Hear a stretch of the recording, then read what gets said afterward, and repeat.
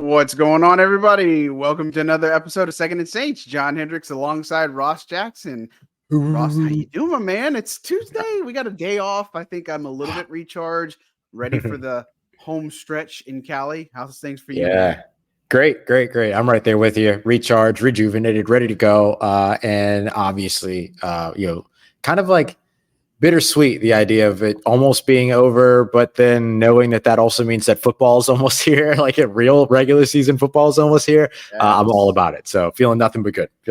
Yes. I agree for sure. And so day 15 of Saints training camp, we're just going to go ahead and get right into it. And again, appreciate all you guys tuning in, subscribing, whether you're watching us live or whether you watch us on a replay or whether you listen to us.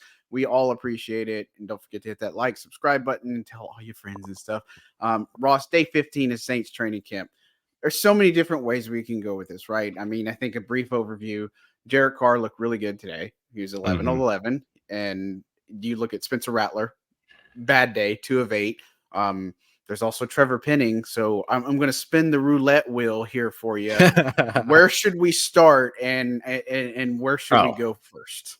Yeah, you got to start with the starting quarterback, right? I mean, going 11 of 11 in a practice day a couple of days after you left a lot to be desired as a starting offense in the preseason game. I think it's a good response. I get that it's practice. Don't get me wrong. I know we're talking about practice. I get it.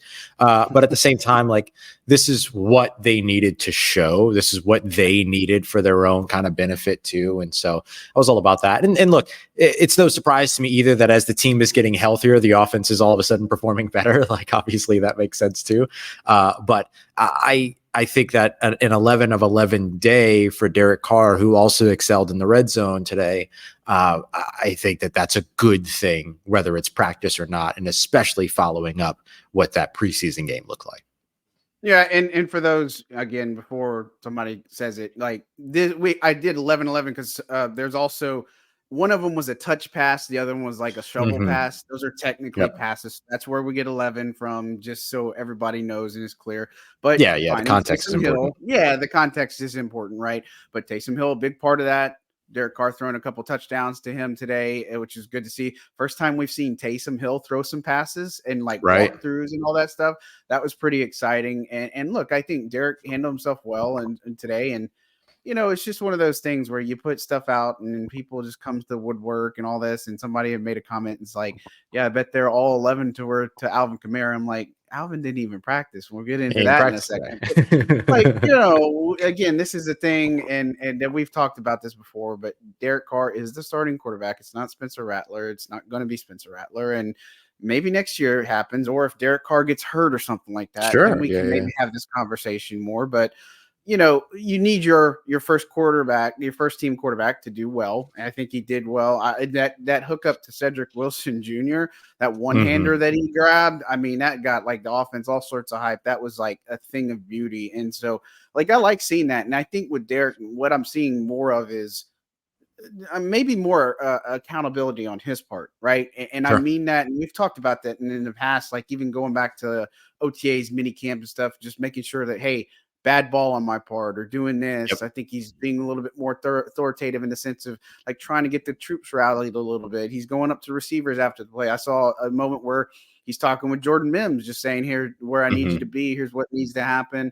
You know, he's taking ownership if it's a bad ball and stuff. And so, look, I appreciate those things. I think that's what needed to happen and what needs to happen. And I got to say, not that I'm trying to deviate too much, but I think it kind of lines up with some of the things Cam Jordan said after practice. Like he said that people are kind of getting called out here and everybody is nobody's taking it personal and nobody's getting quote unquote butthurt about it. I think that's just been big and a common theme we've seen throughout camp.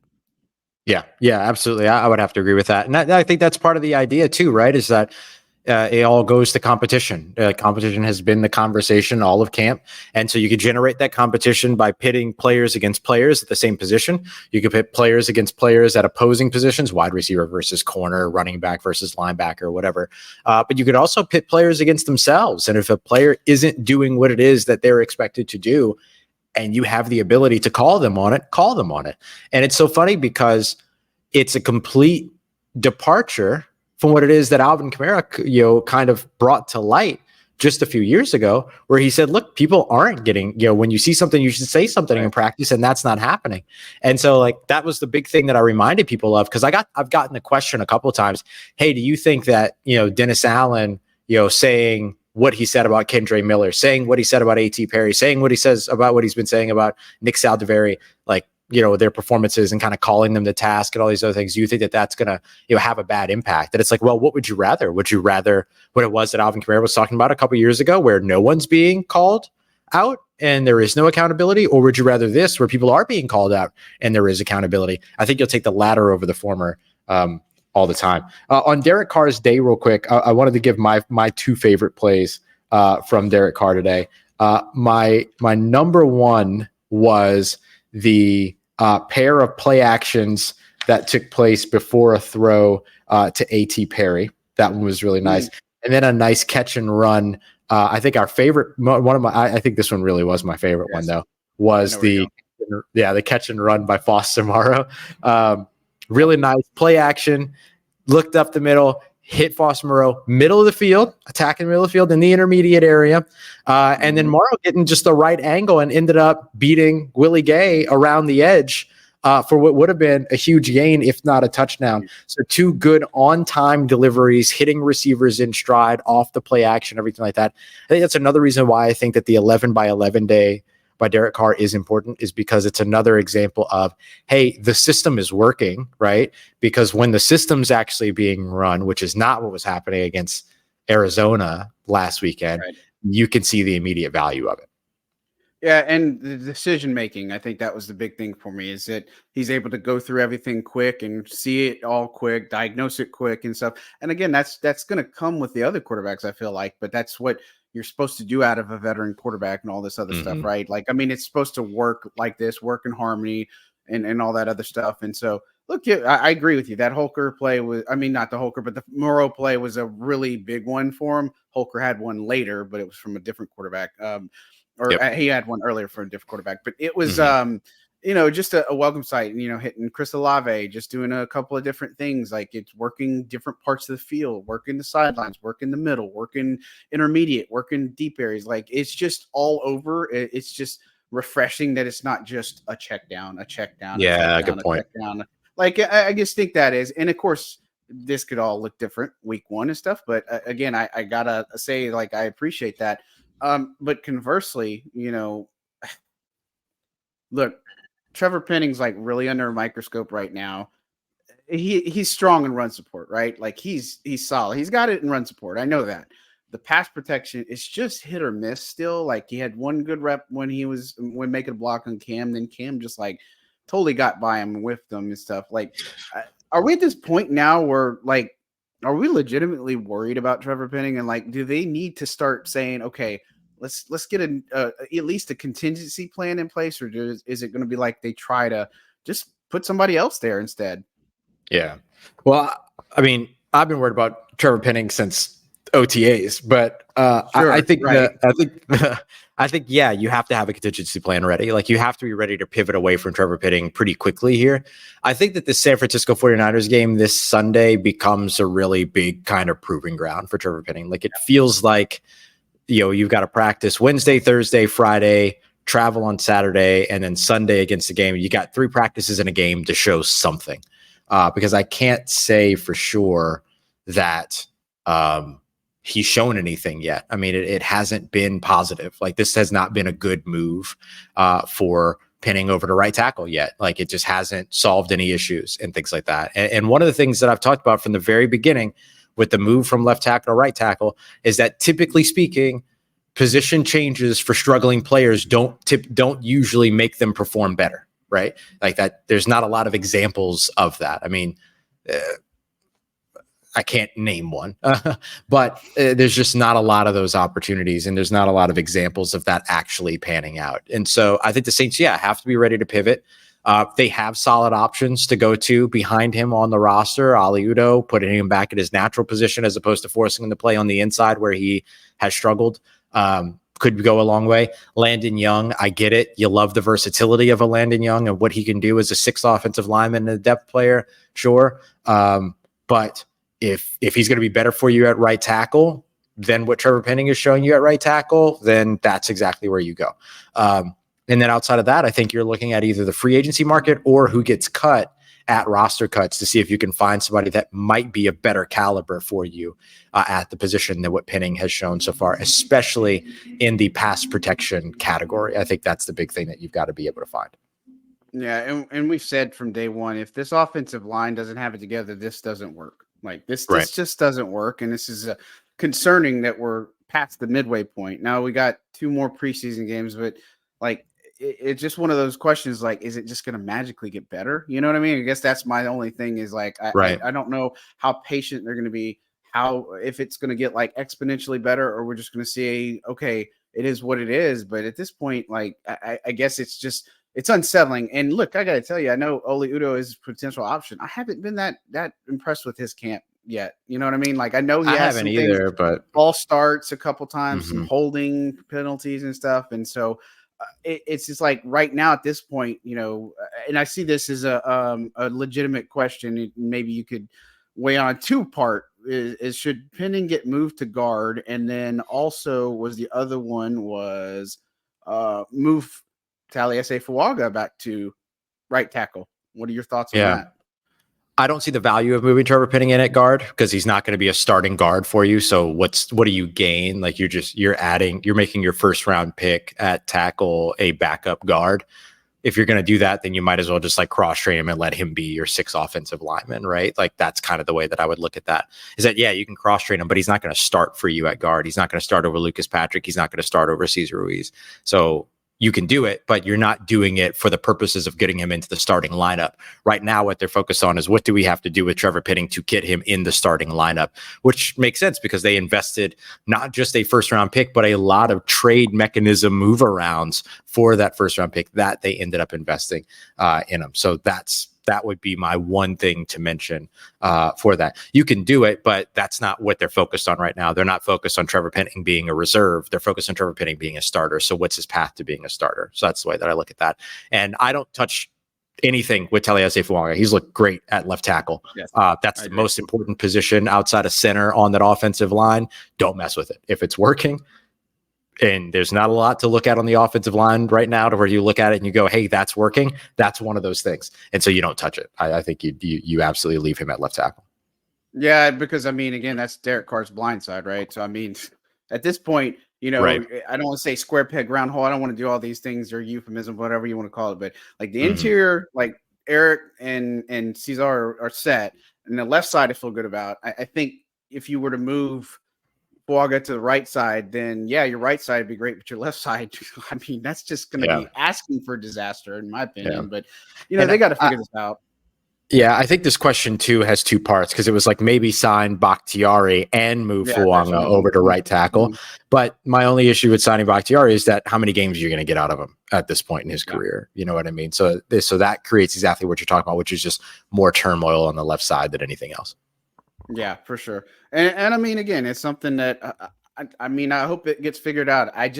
We talked about this a few episodes ago. I was just wondering how much patience the team is going to have with this. You know what I mean? I mean, you're going to be tested early. And I think I pointed out that Jadeveon Clowney is one of the guys that he's going to be going up against, presumably. And so you got to figure that thing out. And again, I see in the comments talking about trades or all this other stuff, like that stuff. If you have to use an asset to get somebody, I just don't know that that's the right play at this point. Whereas they might just say, okay, well, we'll make it work somehow, or maybe there's another veteran that they were eyeing or keeping tabs on, or something else that we're just not seeing outside of the options that exist in front of us, right? And so look, the hourglass is like almost run out. You know what I'm saying? Like this is a mission critical if he doesn't have a good game against San Francisco, which again, I expect him to get, probably 20, 30 snaps there, maybe even more, like, then it's kind of like, okay, the pressure needs to be put up and saying, hey,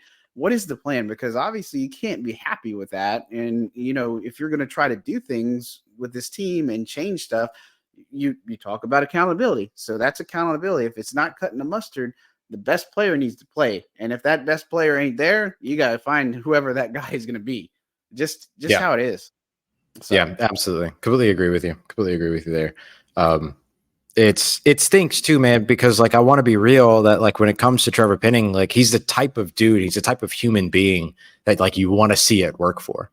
And so like, you really kind of cross your fingers for him from a personal standpoint of like, man, I hope it just clicks, right? Like, one good game doing, like, falling into the technique, getting the block, doing what it is that you need to do, performing well, all that kind of stuff. Like, sometimes that's all that it takes. Like, we just talked about A.T. Perry that way. A.T. Perry had a great game against the Arizona Cardinals when everyone was talking bad about him and everything, or at least questioning kind of like how his camp was going so far, because it wasn't a great camp. And then all of a sudden after that, he's turned it on all throughout the rest of the practices. And so could the same thing happen for Trevor Penning? And so like, it really is that you're just hoping for it to magically get better one time and then see if that ends up creating a rhythm of response after that, to where it's like, okay, it clicks. I get it. If I just do this and I stay in my technique and I do these things, not be up so high, not give up so much space on the inside shoulder, not give up so much leverage, not wait for the defensive end to be the aggressor, let me be the aggressor, all those things, maybe it changes kind of his outlook moving forward. Because you don't have to be perfect. You just have to be good. You just have to be serviceable. If you get the left tackle spot taken care of, this is what San Francisco and Miami have done for years. You get the left tackle spot or the blind side tackle spot, right? Because Tua is left-handed. But you get the blind side tackle spot taken care of. You get an A player there. And then you can have a bunch of C's on the rest of your offensive line and make it work. You just can't have an F. You can't have a D. And Trevor Penning's hovering around somewhere within those two grades at the moment. I'm laughing at this comment. I don't know what's going on with the Raiders, but somebody said that Andres Pete's likely to get cut by the Raiders. So I don't know if that's something that'll happen full circle, but if that does happen. But at this point, it's just got to come together, and I hope it does. But that's, again, everything I've seen with this team, that's what keeps me up right now is the offensive line. Like, I feel like we've seen what we need defensively. I think I've seen a pretty good bit from running back room, although I still think there's still room there. And then wide receiver, I think will be fine. Tight end will be fine. But, that offensive line, man, that's a tough question. One, because it doesn't matter if it was a Spencer Rattler or a Jake Haener or Derek Carr. Like, they'd all just not have time to throw the football if that's the case. Right. I mean, it's a point where maybe you can – I don't know if you scheme around like deficiencies there, but at the same time, that's just a tough thing to have to go through, right? And it's just unfortunate. But we're at the the final countdown there, and something has to give. I feel like, and so we'll see if it does. Let me get this one real quick. I saw it. Oh, odds of another team getting scheduled for practice. Probably slim to none. I'd say pretty low. Yeah. Officials are going to come in. They get an extra day. They're coming in, I think, tomorrow, which would be Wednesday. And so there's really no plans of getting extra joint practice. And it's funny. I was talking to some former players, and I was talking to Scott Shanley and Lance Moore today. Shout out to them. But they were talking about the joint practices. They pointed out a couple of things, right? Like, joint practices are fun, right? They're good in that sense, but also you run the risk of getting injured players. Like, you're going up against other players that just don't have any regard for safety and some of the stuff. I'm not saying that I'm taking shots at 49ers or anything, but that is also some of the risks that you run in some aspects too. And so, I mean, it's just an interesting point of contention and such that they brought up today, just about their insight from joint practices and when they did it and stuff like that. I think next thing I want to talk, because I want to talk about Spencer Rattler. Obviously, we're going to talk about that, and then a couple other things. But let's run down some attendance stuff, because there's a huge movement there, right? And for those who haven't seen, I think the biggest notes to take away is Demario Davis out there in walkthroughs. So that's a start, right? And he's doing drills. He's working off the side. Pete Warner was out there with his helmet, but he did not participate in walkthroughs. He was working off to the side, but Marshawn Lattimore out there doing work off to the side. Like, I think that's the biggest part of that is Marshawn Lattimore doing the work off to the side. Rashid Shaheed, Equinemius St. Brown, Bub Means, all in red non-contact jerseys. They went through individual and position drills, but they did not do anything in team or one-on-ones or anything like that. But the health is trending in the right direction, but Alvin Kamara left after stretch with back tightness, something that Dennis Allen said he's dealt with before. And A.T. Perry has a sprained ankle, but he's able to walk off the field. They just can't catch a break, it seems like, in this injury department. Yeah, it feels like every time that somebody comes back, you have to, it's like they're exchanging places, right? Like, all right, these people came back, so this person and this person is now injured and all these other things. Like, we can't have too many healthy at the same time. Right. It does seem like, to your point about Alvin Kamara, about Dennis Allen saying that, like, it's something he's dealt with before. He did say, like, it's not a big deal and everything. Right. The concern is, like, is it actually a big deal, though? You know what I mean? So I don't think you're really going to, like, feel good about it until later on. But the thing that's really nice about it is that, like, Alvin Kamara is probably done for the preseason. It's not like he's playing in preseason games. I can't imagine moving forward. Like, I wouldn't expect to see starters anymore against San Francisco or against Tennessee unless they feel that not getting those starters against unfamiliar opponents against San Francisco in those joint practices means that they need to get another drive. But even if that's the case, it doesn't have to be Alvin Kamara. So I think you're okay there. A.T. Perry, I watched him walk off. I think many of us did, but watching him walk off, like, no limp, no labor. He didn't have to get helped off or anything like that. So it seems that that's a good sign, or at least a positive early sign, but we won't really know until there's imaging done and all these other things. But fingers crossed, because A.T. Perry was having a really strong day again, outside of one false start penalty that he had. And he's had, a couple of good practices in a row now after that preseason game. So I was really looking forward to seeing how he continued to build on that. So hopefully it doesn't keep him out too long. Yeah, hopefully not. Like, you remember the other day we saw Isaiah Stallberg go down and then he finished out. He actually played through his sprained ankle, I found out. And then, after the game, he hurt again and he had to be put in a walking boot. And so he's going to be out for a couple of weeks. And so hopefully that's not the case with AT, but that's just an example of, ankle sprain, just because he walked off. Maybe not necessarily the best news, but it could go either way. And like you said, you pointed out, imaging is what needs to be done, but good sign that the team is at least trending in the right direction. Paulson Adebo was around watching. Kendre Miller's still watching, but he's still not able to get out and do like a lot of things. Like, he didn't do any work off to the side like he did the other day. So Mason Tipton was out there observing. So it's just like you're starting to get bits and pieces back and stuff, but I don't know if it's going to be enough in time. Like Kendre Miller, Nick Saldiveri, those are the two guys I'd worry about. I'm not saying that they get cut for sure, but at this point, you don't have a lot of time left. You don't have many practices left, and you don't have a lot of time to get back in the action and then start making a case for why the team should keep you on the roster. You know what I mean? Yeah, if those two guys aren't back at practice next week and playing against the Tennessee Titans for the final preseason game, I just don't know, man. I don't know what you do with those guys. Like, maybe you could move them to injured reserve at the beginning of the season, give them a few weeks or whatever without giving up the roster spots. I don't think that you cut them, but you're going to have to figure out something to do with them. So you could, teams can now move 2 players to injured reserve before the or at roster cuts, so they don't have to carry them on the 53-man roster and then move in the injured reserve. But then if you're doing that, you're doing it with the intent to bring them back. That's already 2 of your 8 allotments to bring back. You've already used a quarter of your allotments to begin the season. Like, that becomes pretty challenging too. There's a lot of economics to it all.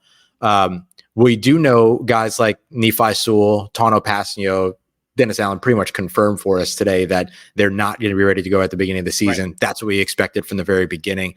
But they're on the physically unable to perform list, so they could roll in on that list and then come back later on in the season without taking up either of those IR spots. So that could be a way to go, because I just have no idea like how you get to evaluate these guys at all.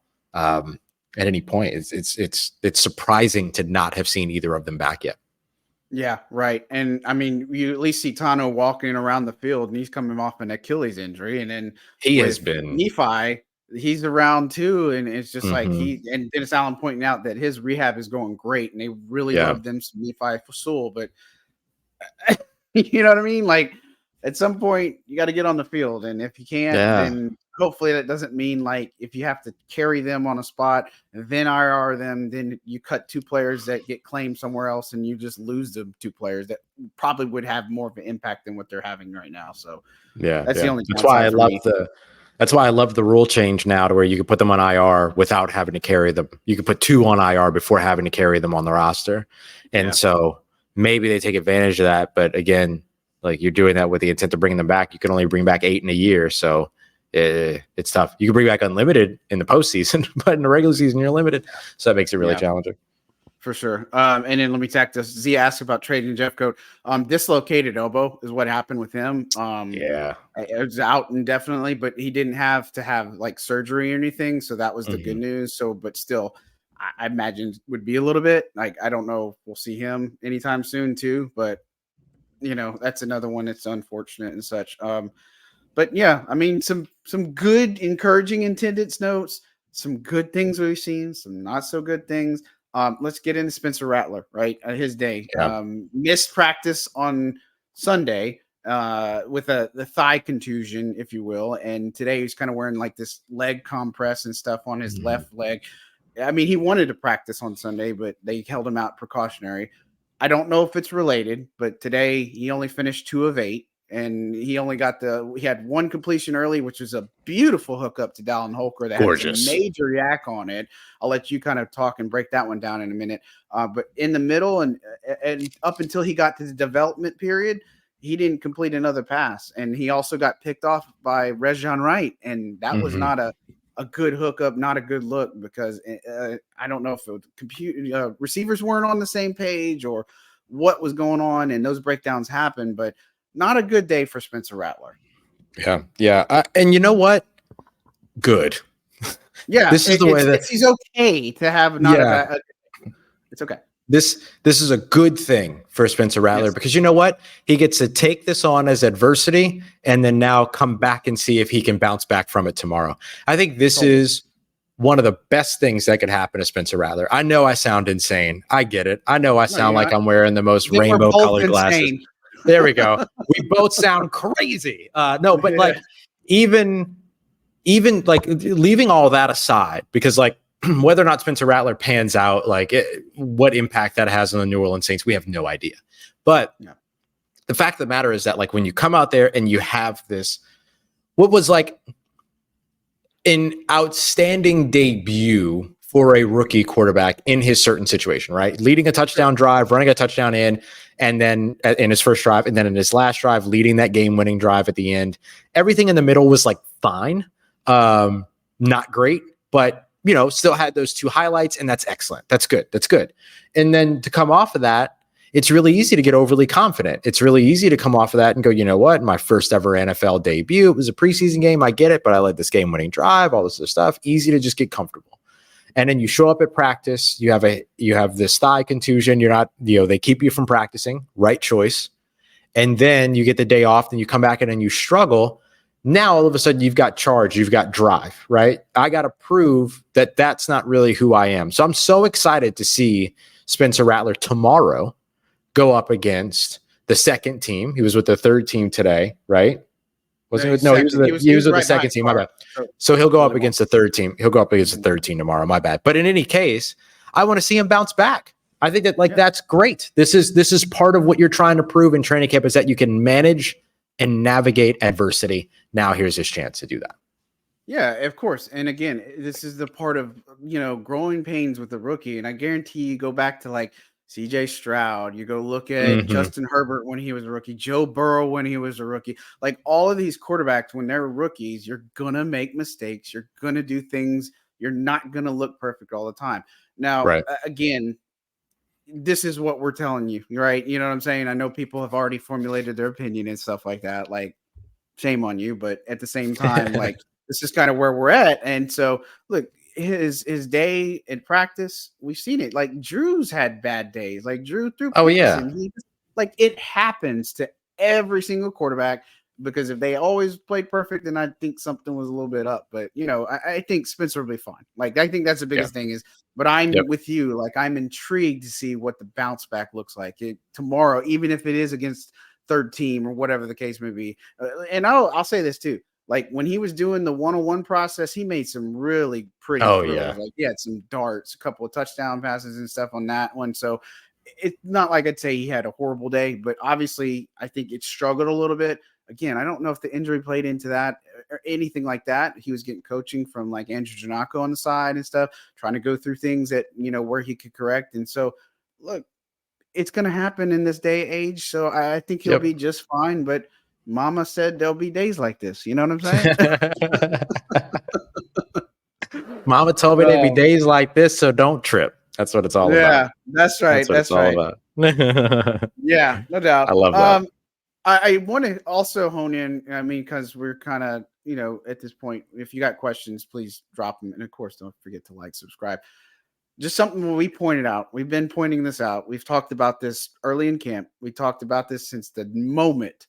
But Dennis Allen giving praise to Alontae Taylor today. Man. Praising his work ethic, how much of a camp. Like, I know we talked about like Isaiah Foskey is a guy that had the most improved camp, but like Alontae's in that mix. Like, I don't know anybody that had so much better of a camp improvement than Alontae Taylor. But we've honed in on this since like day one and day two that Alontae's looked different. He's acted different. He's embraced his role. He's being more of a leader. Like, but to get in the same breath where DA might call somebody out, getting praise from DA, I think that's like the highest form of respect because he's not a coach that does that. Like, really, he's not. Sure. Yeah. I got asked not too long ago about who would be the jersey seller on the Saints defense in 2024. This was in the offseason, like before OTAs, mini camps, all this stuff. And I said, it's Alontae Taylor. First of all, he's got the dopest jersey number because he's still rocking number 1. That's that's a great, easy, sellable jersey. I doubt he's going anywhere anytime soon because he has so much upward trajectory in terms of what he can do to make himself inexpendable to this team and all that. And I just think he's going to be a dog in 2024. And so far, he has been a dog in 2024. And it's been awesome to watch. Slot, outside, all the other stuff, regardless of any of that conversation, Alontae Taylor has looked really good in the slot so far. Yeah. He looks really good. He's physical. He has been massively confident. Today, the thing that I loved was at the end of one-on-ones, John and I have talked about this before. You had to know. At the end of one-on-ones, and John and I have talked about this before, what the team will do is that they'll throw one rep at the end, and if the offense wins that rep, a catch, whatever, then the defensive players and some of the coaches will do push-ups, vice versa. If the defense wins and the offense will do push-ups.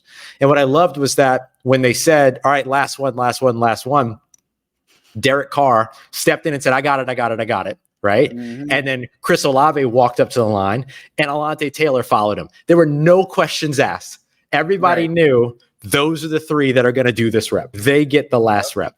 I loved that because I thought that showed leadership. I thought that showed accountability. I thought that showed respect. I thought that just showed a lot of things. So I thought that was pretty cool. Then on the rep, I credited Alontae with a PBU on it. I thought that he played well on that rep. And then, off the line. Yeah, big time jam at the line.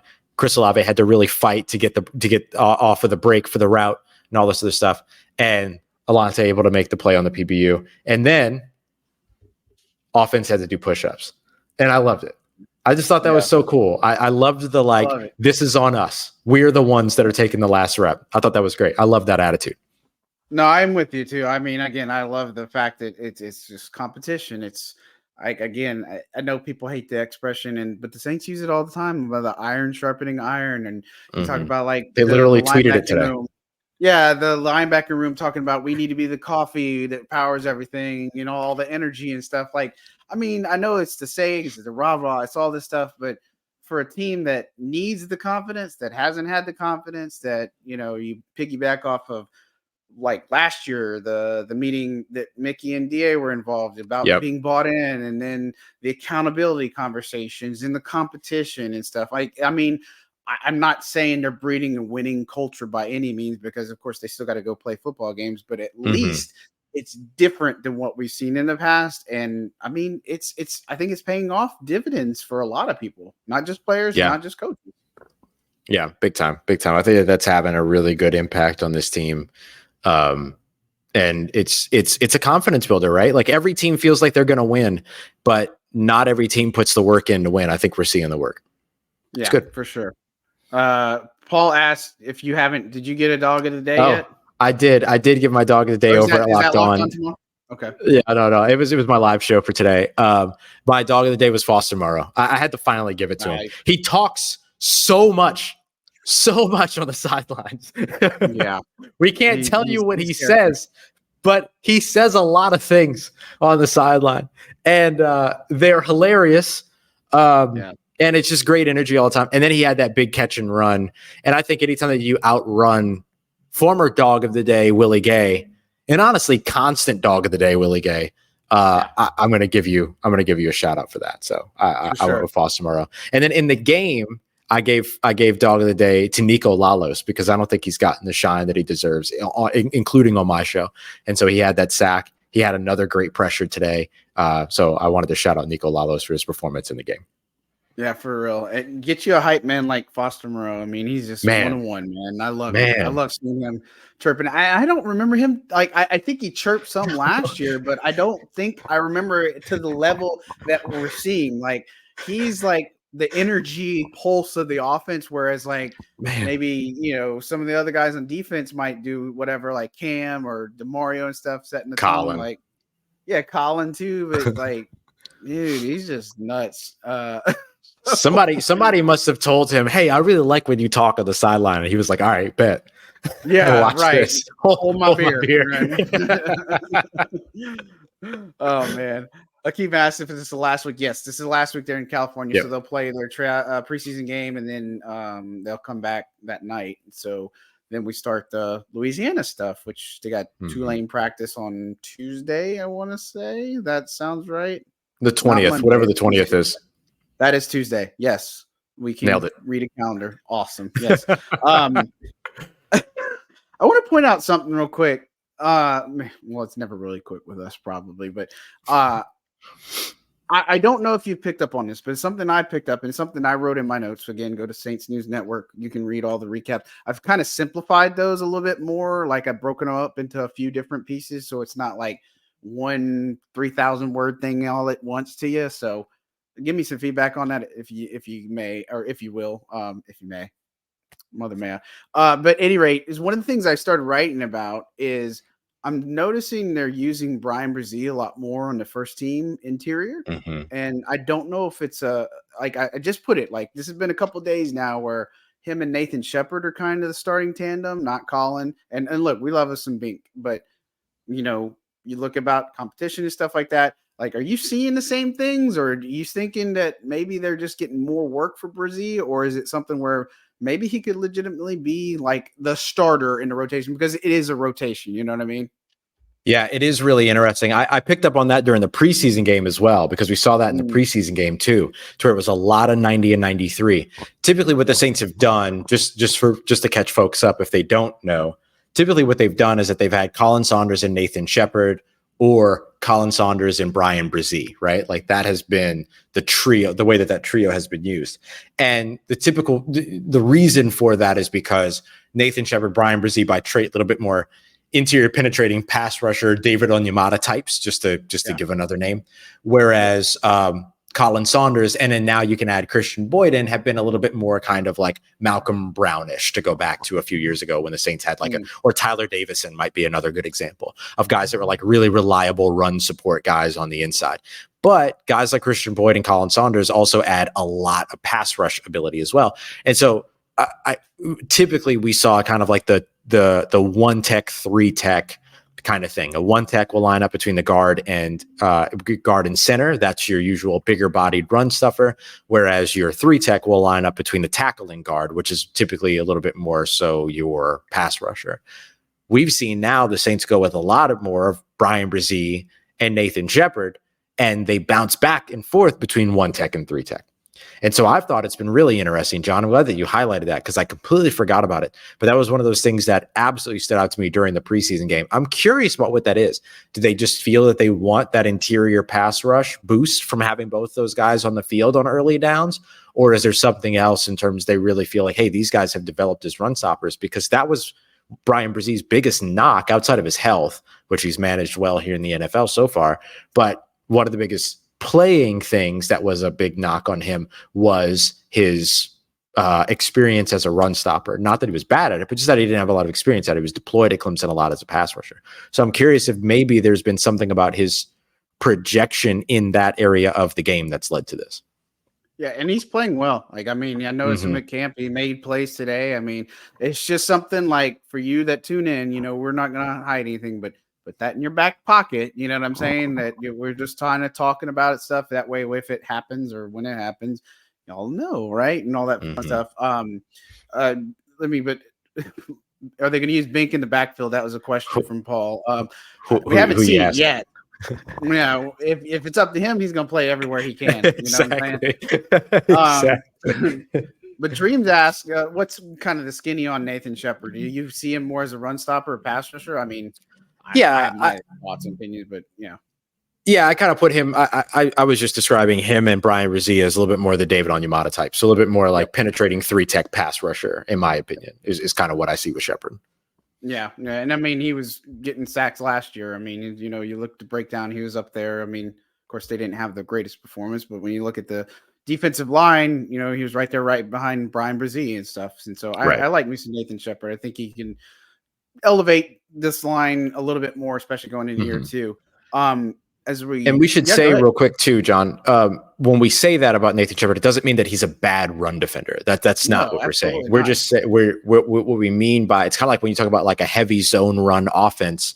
We're talking about a heavy zone run offense probably means that they're running zone runs like 65% of the time, not 100% of the time. So when we say that, like Nathan Shepard is I would call him more of a primarily,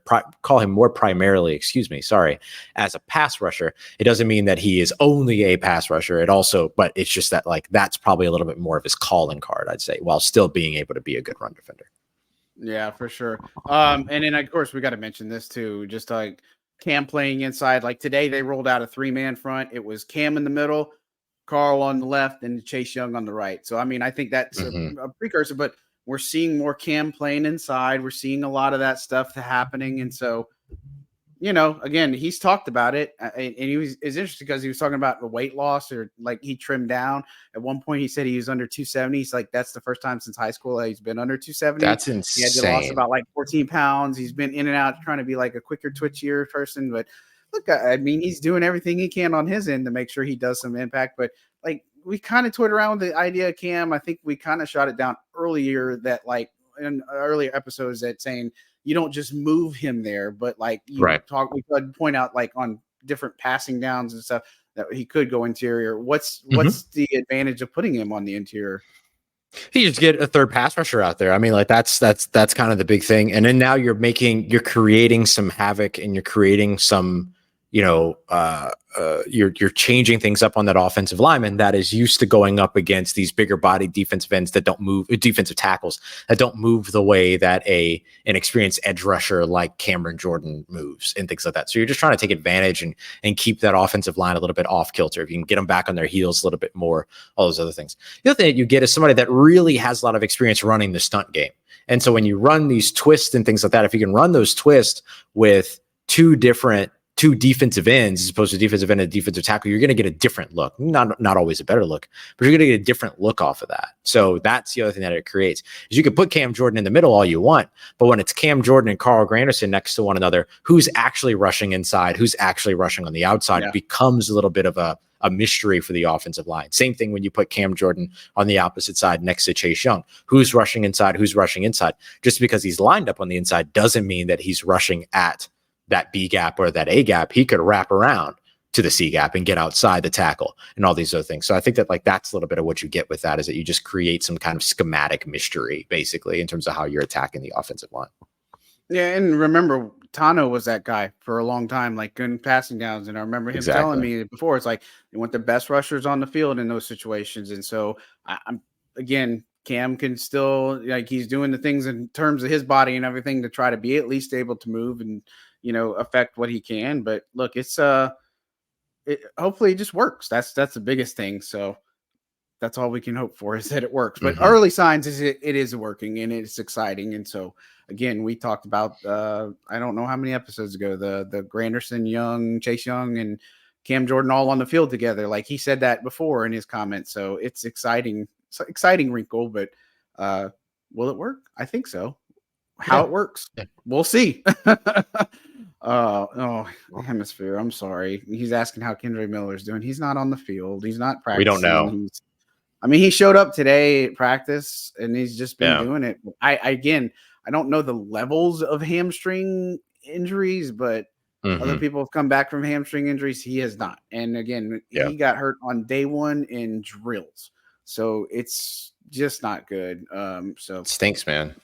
Yeah, it does stink, because I really think, and I think they could use they could use a Kendre Miller. You know what I mean? That's the sad part, is that they really could use him in this offense. That's a really good point, John, because like if Kendre Miller were healthy and participating and doing moderately well, we'd probably be talking about him as RB2 right now, because that separation between Alvin Kamara, Jamal Williams, and then like you get to the rest of the running backs is huge. And so if Kendre Miller was performing somewhere in that gap, that's all he'd have to do, and he would have a huge role in this offense. And instead, he's not able to get out on the field. And that stinks, because that the talent's there. I mean, we saw it. We saw it at the end of the season last year, all that. We saw it during OTAs, mini camps, things like that. He was one of the guys that always kind of caught everybody's eye and everything. It just makes sense that like that would have been his opportunity. And it just stinks to see that like he hasn't even been able to take advantage of it since drills on day one. That's wild. That's tough. And maybe he'll get back in the mix, but again, I don't expect him to play in the 49ers game. And so that leaves him, when they come back to Louisiana, does he get in the mix? That's one of the big storylines to follow for sure, in addition to like Trevor Penning and all the other stuff that's going on too. So before we as we're wrapping up and getting out of here, I definitely want to mention special teams. Like we can start with Charlie Smith. He was 5 of 7 today, missed from 51, was wide left.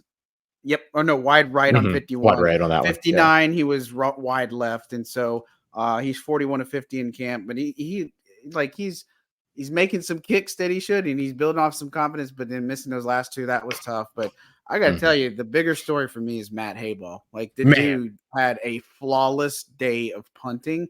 3 punts that had over a 5-second hang time. Like, and he can just boom it. Like, I know nobody probably wants to hear about a punting competition, but everybody does complain about Lou Hedley and all this other stuff at the same breath. But like, if he punts that way and he can do it consistently, then Saints are going to have a quandary under him. Yeah, man, that's going to be big. And I thought Lou Hedley performed. I think people seeing him punt, standard kind of NFL traditional punting style in that preseason game, I think maybe alleviated some concerns. But man, Matt Hayball's leg. And then he had one that he put down at the 1 yard line that went out of bounds at the 1. He had others that he put in good position for people to make plays on, even though not all of them were able to make plays, all that stuff. I thought he looked excellent today. Every ball he kicked looked fantastic. Yes. Fantastic today. That was awesome. Yeah, that's going to be one I want to just keep seeing. And so like they did this so Groupie and Headley handled the first half, Hayball and Smith handled the second half. I expect that to probably be the same thing. And then maybe the third game, they're going to do the same thing. But I don't know. And again, we've said that there's no pressure on Charlie Smith, right? Like, he's a international pathway player. They have a roster exemption for him. I know he wants to start, but maybe it's not that time yet. But if he can put it together, it will certainly make things interesting. I would say that. But for Matt Hayball, man, if he can continue to do that, I think the Saints might have to make an interesting decision there. So that'll be something to keep tabs on. Thanks, John Butler, for noticing about looking slim. So I have tried. Thank you. Appreciate that. Hemisphere brings a good question, because I actually asked Shamar Jean-Charles this today, just kind of his thoughts on the new kickoff rule, and then Jalen Ford also talked a little bit about that too. But it's just kind of like the whole getting used to it and nuances and stuff. But Mm-hmm. I mean, I think it's going to work fine. It's certainly different and more exciting than what we've seen. I know that for a fact. And so I expect big plays to happen. I just don't know in the early stages if we're going to see that just yet. But look, we've talked about these kickoff rules plenty on this show because we're nerds and all that stuff. But I mean, what's your thoughts? Do you like it as it so far, or do you feel like, I want to see more type thing? Somebody dropped the D Wade gift because I love it. I love it. I think it's great. I just love seeing kickoff returns again. Yes. You know what I mean? know. Like, I know that that's so basic, but just as somebody that loves the game of football, I'm excited that kickoffs are a play in football again, when they rarely were last year. I think it was less than 20% or right around 20% of kickoffs were returned last year. No thanks. No, thank you. Want to see the returns all day. And so I love it. I think it's great. And like, the viewing experience isn't massively different. The playing experience is very, very different, but the viewing experience isn't very different. Everybody still meets around the 25-yard line before it's all said and done. The plays are still, these opportunities where you're looking for the lane to develop and all that. Your kickers, your last line of defense, one way or another. It doesn't matter. Like, it doesn't impact that much stuff. It just looks different, but the play is effectively all the same. And there's an actual return. So I'm a fan of that. Yeah, I just can't wait for week 1 opening kickoff. Well, if the Saints win the toss, if not, it's okay. When they get the kickoff first, when Rashid Shaheed gets to return it. I'm just saying. I'm with you on that. Like, I'm with you on that. I cannot wait to do that. What up, T Dirty? One of our fans that came out at the meet. Dude's amazing. Like, everybody that we met was amazing that night from our live show. So appreciate that again. Ross, anything else before we kind of get out of here as we're wrapping down? Anything from your notes that stood out? I'll go through mine again just to check. And if y'all have any last second questions, feel free. I guess we should 3 pages notes. Yeah, I guess we should mention that the Saints did have a transaction today. They moved on from fullback Xander Horvath. Yeah, they waived Xander Horvath. Shocked by that? Or do you think that's more about Adam Prentice? I think I'm a little shocked by it, but not fully, because I don't know that really means that Xander Horvath's opportunity and time is over. I think the Saints just need numbers at corner. Mac McCain's, he's injured. You got no Marshall Lattimore. You got no Paulson Adebo. The defensive back room is also impacted by the absence of Miller Bradford right now and stuff like that. So I feel like it could very well just be, hey, we need to make a spot for another guy to help out over on the defensive side. And so they bring in Caleb Ford-Demet, who is a Texas State guy most recently. He started college back in 2017, didn't graduate until 2023 last year, or didn't finish his eligibility until 2023 last year. Finished up at Texas State. So Saints have gone from having one HBCU guy to having now 4 HBCU guys on the roster, which is pretty dope. We're always a big fan of that. But look, I could see a real possibility to where, like, when Mac McCain and Paulson Adebo and Marshall Lattimore are healthy, that they make a move and potentially even bring Xander Horvath back at some point. I don't think he performed poorly at all, so I don't know if the door's closed on that. But it does position Adam Prentice pretty well, at least for right now. And look, maybe some of it too is that they know that they're having trouble with their offensive line, and so maybe having the better blocking fullback around is better for them at the moment. Yeah. No, that's a great point. And the fact is, like, just because it happens doesn't mean, like, Mark Evans was one that got waived, and then they brought him back a little bit later after they had some problems at offensive line and stuff and injuries. And so again, I was a little bit surprised, but again, I also don't think Adam Prentice is a bad by any means. Like, I think he's solid at what he does. Like, he's really smart. He's intelligent. He does a lot of dirty work. He can open up run lanes and stuff. Like, again, I know fans will write him because of last year passes, whatever the case. I mean, I get it. I understand that, but you got to block in this NFL. You got to pass protect. You got to do certain things. And a fullback, Saints use one. He can do a lot of the things that they need him to do. And you got Taysom Hill too. Taysom's doing a lot of that too. So let me just check one last scan. But as we're while you do that, while you check yours, I'll say Dallin Holker. I know we kind of referenced it earlier, but he was back to fully participating today. He was that play fake. Oof. that was really good. Yep. Yeah, deep connection from Rattler in the first team period. That was his first completion. That's he's rolling to the left and then hits Holker, gets a major yak. Play fake to James Robinson. That was one of the prettiest plays of the day for sure. But that Cedric Wilson one-hander near the sideline, that was the play of the day. There's no question about that. Like that was a thing of beauty. You know what I liked about that Dallin Holker reception too was the route. So the route was, I believe it was a split action release. So that's when you have a tight end on one side of the field that's actually set to run a route on the opposite side of the field, but they cross behind the line of scrimmage. And so they cross behind the line of scrimmage, which sometimes makes it look like they're going to get a head start over there to block on that side. And so they fake the play to the opposite side and then ended up throwing the pass over to Holker as he released from the backfield. I love those routes. The split zone action or the split zone release is like some of my favorite stuff in football. It's like one of my favorite things that teams do. For sure. And of course, I don't want to just glance over that, but Jake Hayner's day, he threw a couple touchdowns. He did one in red zone, getting one to Jordan Mims on a pass from 7 yards out. Nice little wheel route connection that they had. Beautiful placement on the ball, touch pass, Khalil Hudson in coverage, one of the better linebackers they have. I definitely have to appreciate that. And then the last period in the development, got a nice little touchdown hook up to Kevin Austin Jr., who continues to just low-key make some plays. Like he looked good in one-on-ones and stuff, like playing special teams and stuff. But I can't not talk about Jake Hayner because he definitely had a pretty good day on his hands. So again, he's playing 13 reps. It'll flip-flop on Wednesday and all that other good stuff. And so let me just get yes, we did talk about Penning's progress, John. It'll be on the replay for sure, but it's going to be earlier, probably right after we talked about right after we talked about Carr. Yeah, right after Derek Carr. So yeah, all that good stuff. But anyways, Ross, anything big coming up on Locked On? What you got cooking in the lab right now? Tomorrow, I'm going to do a breakdown of what we've seen from the defensive line so far and how it differs from what we've seen last year. And that includes some of those inside snaps we were talking about with Cam. And then I'm going to go through the positions where there have been camp battles, like wide receiver, corner, all that kind of stuff, and lay out what I think the depth chart looks like right now, which is really just like a list of the order that I think those players are in based upon where we're seeing them get snaps and things like that.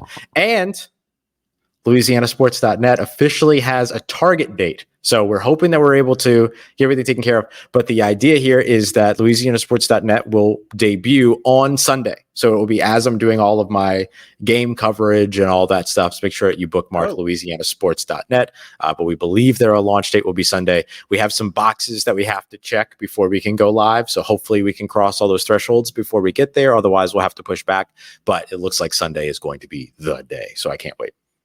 Awesome. Be sure to show Ross love on both platforms that he's involved with there and all the many other things that he does. So definitely wish the best of success and hope it gets up for sure on Sunday. As far as everything else, look, Saints News Network, Saints on SI, that's the big thing. Go check out all the recaps, all the work that we do there. And we're going to keep plugging away here on Second and Saints. So I hope you guys have enjoyed the coverage.